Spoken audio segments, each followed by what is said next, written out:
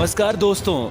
जिस कोरोना की दूसरी लहर के खत्म होने की बातें होने लगी थी, उसकी तीसरी लहर देश में जंगल की आग की तरह फैलने लगी है। मामला अब 40,000 के पार चला गया है। भारत के लिए बात इसलिए भी खतरनाक है क्योंकि अमेरिका में यही ट्रेंड बहुत मारक बन चुका है। लिहाजा ये जानकारी आपके लिए बेहद जरूरी है। भारत में नहीं टला है कोरोना का खतरा। जंगल में आग की तरह बढ़े कोरोना केस। भारत में लगातार दूसरे दिन कोरोना के नए मामलों में इजाफा देखने को मिला है। स्वास्थ्य मंत्रालय के ताजा आंकड़ों के मुताबिक बीते 24 घंटे के अंदर देश में 42,982 नए मामले दर्ज किए गए हैं। हालांकि पिछले दिन की तुलना में यह मामूली बढ़ोतरी है, लेकिन यह दूसरा दिन है जब कोरोना के नए मामले 40,000 के पार रहे हैं।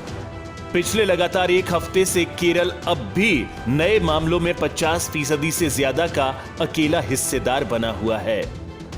इस दौरान देश भर में 533 कोरोना मरीजों की जान भी गई है। वहीं पिछले एक दिन में कोरोना के इलाजरत मरीजों में भी 700 का इजाफा हुआ है। फिलहाल देश में कोरोना के 4,11,076 एक्टिव केस हैं, जो कि कुल संक्रमितों का 1.29% है। 24 घंटे में कोरोना के 41,726 मरीज ठीक भी हुए हैं। इसी के साथ कोरोना से ठीक होने वालों की दर 97.3% हो गई है। केरल में बुधवार को भी कोरोना के 22,414 मामले सामने आए हैं। वहीं 108 लोगों की मौत हुई है। फिलहाल यहां संक्रमण दर 11.37% दर्ज की गई है। वहीं तमिलनाडु में ताजा केस में फिर बढ़ोतरी दर्ज की गई है। बुधवार को 1,949 नए मामले मिले हैं। यहां पब्लिक हेल्थ निदेशालय ने केरल से आने वाले लोगों को नेगेटिव RT-PCR रिपोर्ट या फिर कोविड-19 वैक्सीनेशन का सर्टिफिकेट दिखाना अनिवार्य कर दिया है। तो वहीं महाराष्ट्र में बुधवार को कोरोना वायरस संक्रमण के 6,126 नए मामले आए, जबकि संक्रमण से और 195 लोगों की मौत हुई है। अमेरिका में देखते ही देखते कोरोना से कोहराम। भारत में कहर बरपाने वाला कोरोना वायरस का डेल्टा वेरिएंट अब अमेरिका में भी तेजी से फैल रहा है। इसके अलावा अल्फा और बीटा वेरिएंट तो थे ही, अर्जेंटीना और चिली में लैम्डा वेरिएंट भी वैक्सीन की दोनों खुराक लगवा चुके लोगों को इन्फेक्ट कर रहा है। अब रिपोर्ट्स में दावा किया जा रहा है कि आने वाले वक्त में ऐसे वेरिएंट आ सकते हैं जो इनसे भी ज्यादा खतरनाक हों। न्यूज वीक की रिपोर्ट के मुताबिक ऐसे किसी वेरिएंट की आशंका बेहद कम है, लेकिन नामुमकिन नहीं।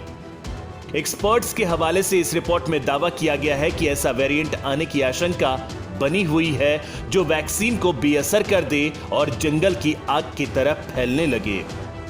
डर है कि यह संक्रमित लोगों की संख्या में पुराने सभी रिकॉर्ड्स को ध्वस्त कर देगा।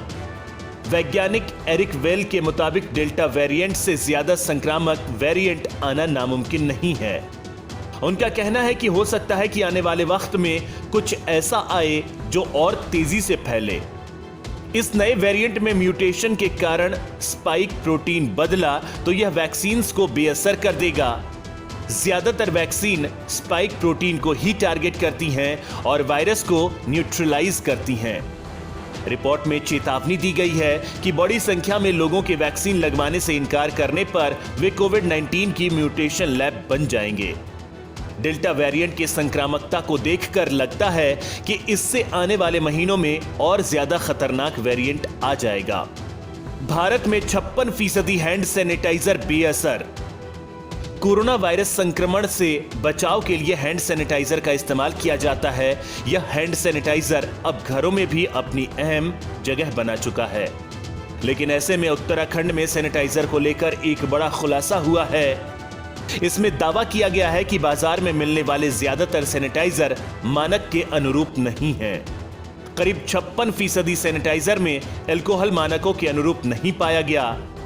1,050 सैंपल में से 578 सैंपल फेल हो गए हैं। देहरादून की स्पेक्स संस्था ने अपनी रिसर्च रिपोर्ट में कहा है कि सैनिटाइजर नुकसान पहुंचा सकते हैं क्योंकि उनमें से कई में लिमिट से अधिक जहरीले केमिकल शामिल होते हैं। स्पेक्स को केंद्र सरकार से मान्यता मिली हुई है। संस्था ने इस साल मई और जून महीने में मार्केट में बिक रहे सैनिटाइजर और घरों में लोगों द्वारा इस्तेमाल किए जा रहे सैनिटाइजर को लेकर उनका टेस्ट किया, जिसमें से 1050 में से 578 सैंपल फेल हो गए।